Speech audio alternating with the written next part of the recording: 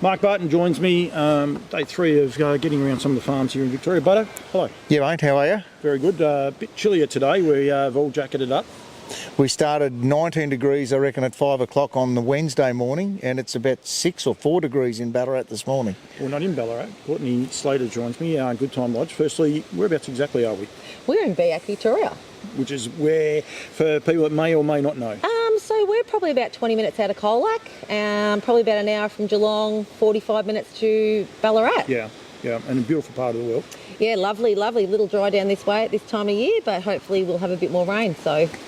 The one thing we try to do, Butter, with these is get people out to have a look at horses. We're going to show quite a few. We're actually going to show you a whole draft today, but it's important that people come and see these horses before the sales, and encourage people to get along here. You guys have always got your doors open. Yeah, definitely always got our doors open. It's probably something that us as a family really pride ourselves on with our yearlings.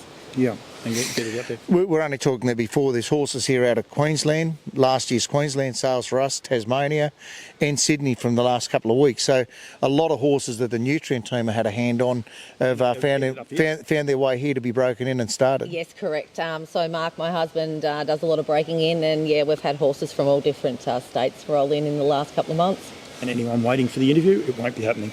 Definitely not. Mark is definitely not a video or camera guy. It's actually not really your wheelhouse either, but we have to do it. We've got to get the message out there for the horses. Yeah, correct. It's something that's got to be done, and obviously the hard work that goes in, we want to showcase what we have. Yeah, and you've got a great little draft. We'll go through them. We might go through them in lot order, might be the easiest way. We'll start off with the Without Guile, Captain Treacherous Colt, a couple of nice Treacherous Colts in amongst your draft, and this bloke's a ripper. Yeah, he is. He's probably one of my top selections. Lovely little colt, great family behind him. We call him Iggy, but I think he'll be something that people definitely will want to come and have a look at. And he's out of that Bondi lockdown family, right? Like a lot of people around this area know it so well. And we're only saying, like, the family runs, but he's also, when we saw him walk out, he's got purpose, doesn't he? He wants to go somewhere. Yeah, he has. He's got a real little presence about him. Got a great little constitution. My whole draft actually has. They all love work. They love routine. But yeah, he is a standout. He's a good little type. Yeah, and Treacherous is, everyone loves them. They love them at sales, that's for sure. They do. And as I've just found out lately that, there's not too many, so I would encourage many people. Yeah, three Treacherous Colts available for the balance of the season, and 2 of them are coming out of this stable, so... Yeah, no, very happy with the way that little guy looks. And you have had a lot of interest from New South Wales as well, so which is great that people are still looking, which is encouraging for everyone else coming to this sale. Yeah, we've had a few sneaky little people wanting to come in and, video footage, whether they're walking out on the jogger or they've come off the walker for the day. So, yeah, we have had a little bit of interest in him. The only filly you've got in the sale is also the only trotter. This is the Orlando Vici Archangel for Charles Couchy and Evolution Lodge, and she's a lovely filly. Yeah, really nice type. When Charles and Tyrone actually asked me to prep her, Mark, we'd had a little bit of a background, so obviously we'd had her full brother. He qualified before Christmas last year, and he's a really lovely little type. So on type, she's probably the nicer type. She's been a lovely filly to deal with and prepare as well. Bardo's big on beauty is what beauty beholds, but also those fillies have to have that feminine little... she's definitely got that. You want power, but you also you want a filly to look like a filly. You want them a little bit feminine as well as strong. Yep, and she's got a lot of European blood right through her. The Calder Sensation or Calder family as well. We're saying Father Patrick Dam, so that's there's not a lot of them yet. No, which is always there. The other of your Captain Treacherous, a little bit closer to home for yourself. First foal out of Goodtime Heaven. This must have been a tough decision to put this one on the market. Yeah, no arguments were had, but definitely Mark and I would have loved to have retained this guy. We had his mother, and she'd just been such a great horse, probably, and never will forget her at that point. But yeah, he's going through, and he's obviously for sale. He's a great little type. Obviously, he was a favourite for a reason, but he's a real strong type, very a lot like his mother, to be honest. Yep. Yeah, she was quite a nuggety, compact little unit, but he's probably one of my picks as well. Got a great backside, powerful. Yeah, there's definitely nothing wrong with the other horse. This bloke's just that little bit stronger, bit more nuggetier. Would that be fair? Yeah. So the other Treacherous bloke, the Bondi family, he's probably more athletic. This guy is a real little powerhouse. Yeah. So he's another one that I would say to everyone, get down and have a look, because he is a very nice type. I was only going to go. Then you've got two of those. We've got two Pebble Beaches, both a little bit And different. you're from, yeah, you can't do that, Jimmy. We've got to stay in order, Bardo. We're going through the Goodtime Jesse, the Art Major.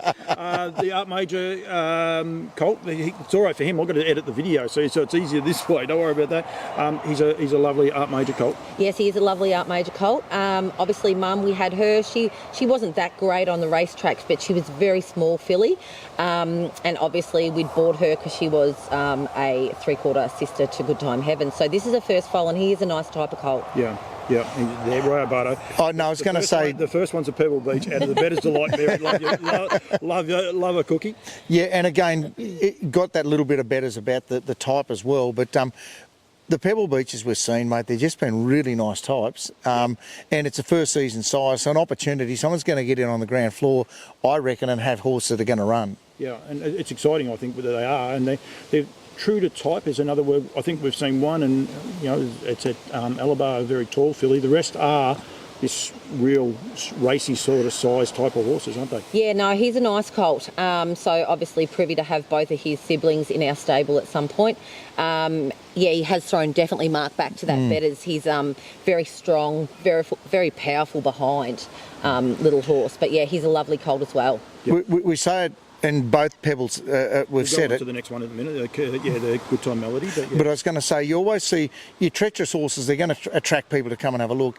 These two Pebble Beaches are the ones, if you haven't put them in your catalogue, go and put them in there and come and have a look on sale weekend because they're well worth looking at both of them. I totally agree. Yeah, so obviously the next bloke is that Paul will talk about in a moment. Both my Pebbles are lovely. They're families are reasonably strong. I think Pebble we're going to speak about, he is my favourite. Yep. One of my favourites.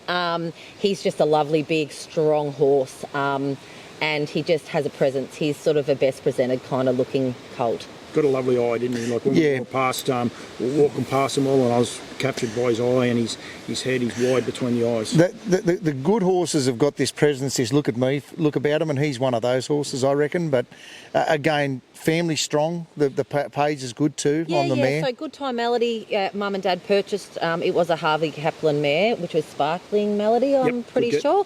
So he's the sort of horse that if I was there looking at horses, I suppose I would probably sit down, have a coffee and not be looking at horses for a little minute and see him go past, and I would open my book because he is definitely an eye catcher.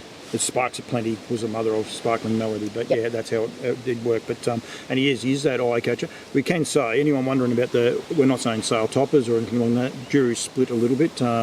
I might have gone with the one before and used to her on the bay horse, but that's what sales are about, isn't it? And the main, correct. We all have opinions, and Paul liked the darker Pebble. Mark and I leant more towards the bay Pebble. But the big thing about what we're doing here is saying, we'll always see those ones on the page. Like Bondi Lockdown's going to drag people to the stable. Yep, correct. While you're there, pull these fellas out because they're both lovely horses. As is your Down by the Seaside. Yeah, on Mia, which is your last of your lots. So you go 334 and then 337 towards the end of the sale. Yep. So and he is a true Down by the Seaside. Yeah, big, athletic, rangy looking Seaside. Yeah, no, he is. He's actually another little bit of an eye opener. You just look and go, oh, it's a nice horse. I'd have to say that's Zara, my daughter's favourite. Yep. But yes, he is very handsome and he has got a lot of presence. He'd probably be another one that you would go, oh, what's that? Big, lovely top on him, hadn't he? Lovely Beautiful top line. Top, yeah. Lovely neck to shoulder. Yep.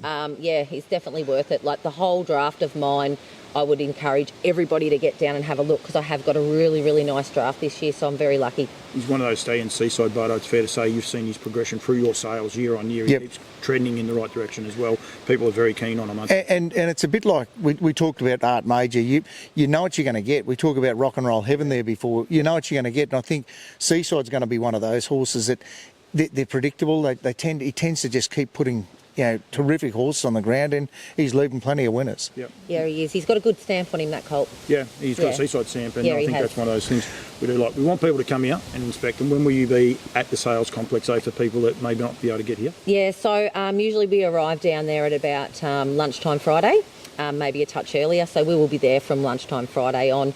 So yeah, I'm more than welcome to have anyone come and have a look. You'll be very happy with what we have. Yep, well worth it. And parade on the Saturday, you'll put them in the parade? Definitely. I'll put all of mine through. They're going for best presented. I think there's a bit of debate over who's going to get that one too, isn't there? You better be careful of your walker, because I think she might put more emphasis on one than the others.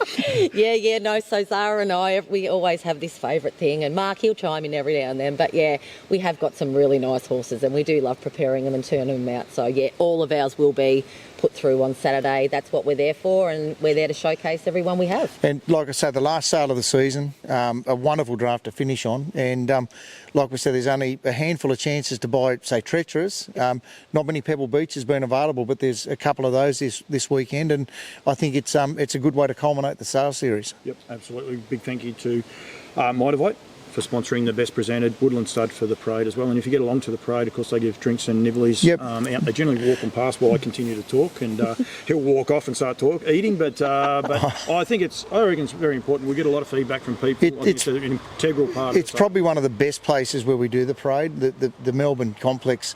It's a great complex. It's got a lot of nostalgia, but it's a good weekend. It's often, I won't say it's perfect every April, but it is often it can be a really nice time of year in Oakland's Junction. I know, you'll let me know.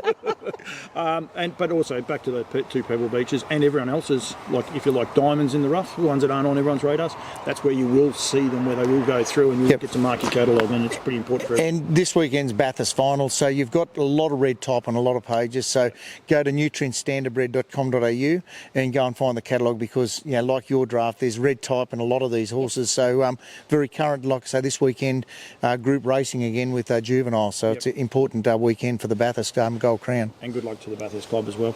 Courtney, thank you. You should do more of these. You're actually good at it. Oh, I don't know about that, but thank you very much, guys, for coming out today. Pleasure. It's well worth it, and we look forward to seeing you 10th to 12th, April 10th to 12th at Oakland Junction. Bardo, you can go home. I'm on my way. Thank you. Go and put a bit of crop in. See ya.